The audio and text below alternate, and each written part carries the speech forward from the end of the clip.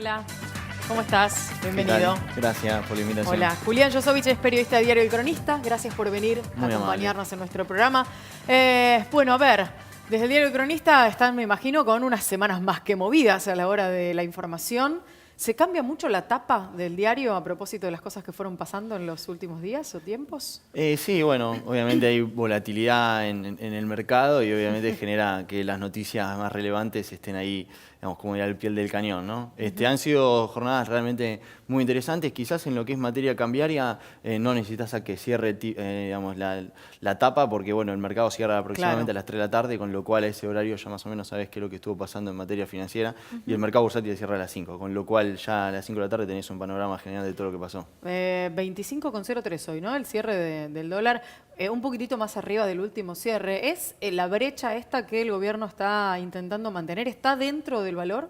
Bueno, sin duda que el central está buscando defender este valor. Lo ha hecho con un montón de medidas, desde el lado de subir la tasa de interés tanto del corredor de pases como la LEVAC, tratar de, digamos, comprar o ofrecer dólares en el mercado para evitar de que el tipo de cambio suba, defender todos los días con 5.000 millones de dólares el tipo de cambio en 25 pesos. Lo que sí creo que este tipo de cambio no es un tipo de cambio de equilibrio de mediano plazo, digamos, puede ser un equilibrio que busque de corto plazo. Lo mismo uno puede pensar desde el punto de vista de la tasa de interés. No creo tampoco que las tasas de interés en torno al 40% sea un equilibrio de mediano plazo. A propósito del tema tasas de interés, hoy en el encuentro de IAEF, que estuvieron creo que todos los funcionarios en materia de economía, allí con los empresarios financieros, estuvo el titular del Banco Central, Sturzenegger, y decía esto. Lo primero que querría destacar es la solidez que demostró nuestro sistema financiero en este contexto de alta volatilidad. Pero es importante que los argentinos seamos conscientes de la fortaleza y resiliencia que ostentan actualmente nuestro sistema financiero. En este contexto, vemos que tanto el crédito como los depósitos mantienen una tendencia positiva. El BCRA está enfocado en contener los posibles efectos de estas semanas de volatilidad sobre los precios domésticos. Tampoco voy a mentirles diciéndoles que las tasas volverán rápidamente al nivel que tenían antes, ya que la institución debe determinar un nivel de dureza monetaria más pronunciado a los fines de reencauzar el proceso de desinflación. Los que trabajamos en otros medios generalmente escuchamos estas cosas y nos sentimos bastante marcianos. Los que nos dedicamos a economía, la verdad, nos genera una sensación de bastante ignorancia. ¿Cómo ven ustedes estas declaraciones de Sturzenegger? Porque incluso en un momento habló como un pedido a los empresarios de que no modifiquen los precios, que en boca de un tecnócrata del Banco Central sonó un poco raro. Bueno, estas declaraciones en realidad también hay que complementarlas con la declaración la semana pasada que hizo en su conferencia, en donde también ahí digamos, hizo como un mea culpa de todo el manejo de las últimas jornadas y la última semana respecto de la estabilidad del tipo de cambio. Creo que el central hizo un reconocimiento y en realidad lo que te está diciendo ahí también es no nos vamos a apurar como si nos apuramos en el primer cuatrimestre. Lo que sí hubo no un sinfín, pero gran cantidad de errores en el primer cuatrimestre, puntualmente desde el 28 de diciembre hasta el 24 o 23 de abril, que fue cuando arrancó la corrida, con lo cual, bueno, digamos, se bajaba la tasa cuando la inflación se mantenía alta, entonces, digamos, y después se intentaba vender reservas para evitar que el tipo de cambio suba y después se dejaba de vender. Es como que lo que percibió el mercado es que no había una estrategia clara de parte del central a la hora de contener el tipo de cambio o de evitar que la volatilidad suba.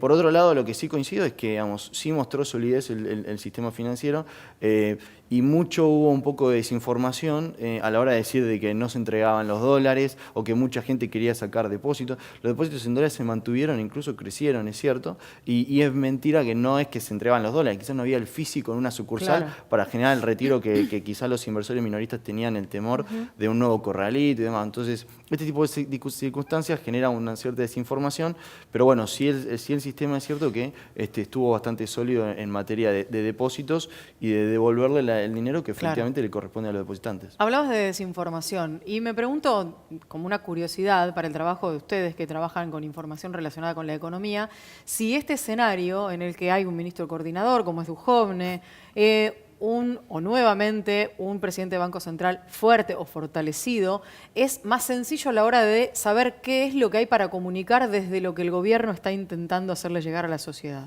Bueno, sin duda que sí, obviamente, digamos, cuando tenés muchas áreas y pocas personas que lo pueden llegar a liderar, digamos, se transforma en algo quizás más complejo. Creo que la parte comunicacional es un gran déficit del gobierno, ¿sí? Porque quizás uno de los errores, a mi gusto, más importantes que tuvo en todo este tiempo es no explicar bien los problemas y los grandes desafíos que tenía el gobierno de Macri, digamos. Pensá que, digamos, no teníamos estadística, estábamos en default. Hoy se habla del tipo de cambio. Antes, ¿cuál era el tipo de cambio? No sabías cuál era el tipo de cambio. Era 2000. O sea, no sabías.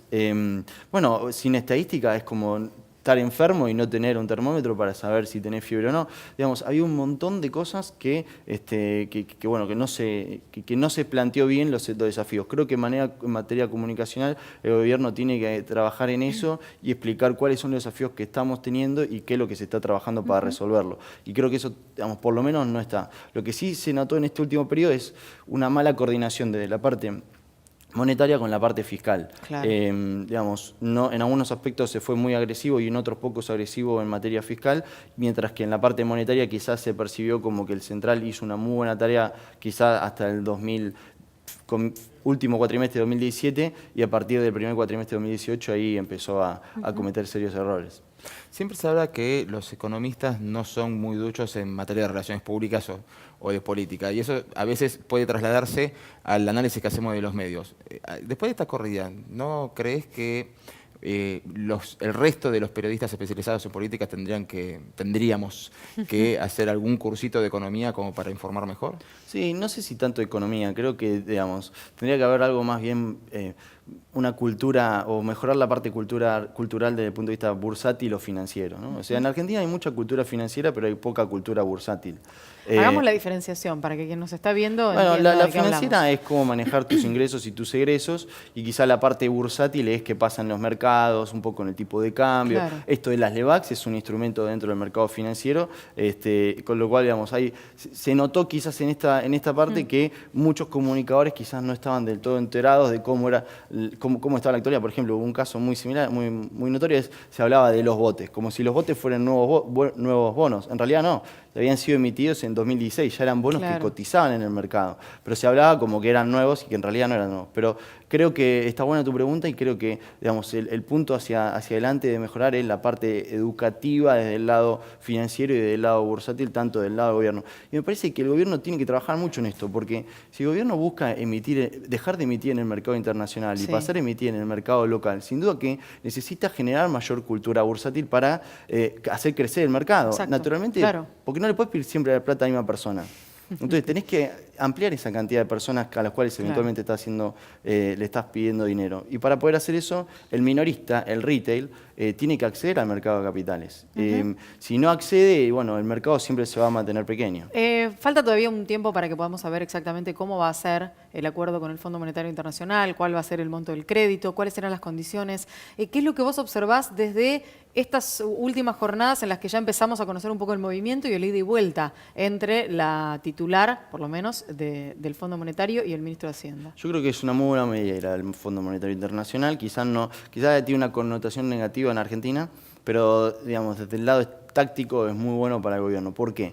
Porque es cierto que las tasas vienen subiendo, no vienen subiendo en este último periodo, vienen subiendo desde diciembre de 2015, con lo cual no es nuevo que las tasas estén hacia arriba, pero creo que en un escenario en donde las tasas están para arriba y Argentina con los fundamentos o con los datos macroeconómicos que pueden llegar a tambalear, el costo de financiamiento para Argentina puede ser mayor. Con lo cual, para evitar ese costo de financiamiento mayor, acceder al FMI, que eventualmente te da tasas subsidiadas, es una muy buena medida como para, digamos, eliminar un poco el riesgo de tasa internacional y simplemente lograr un financiamiento necesario como para cubrir el déficit de este año y eventualmente el año que viene. Julián, muchas gracias por haber venido. Gracias a ustedes.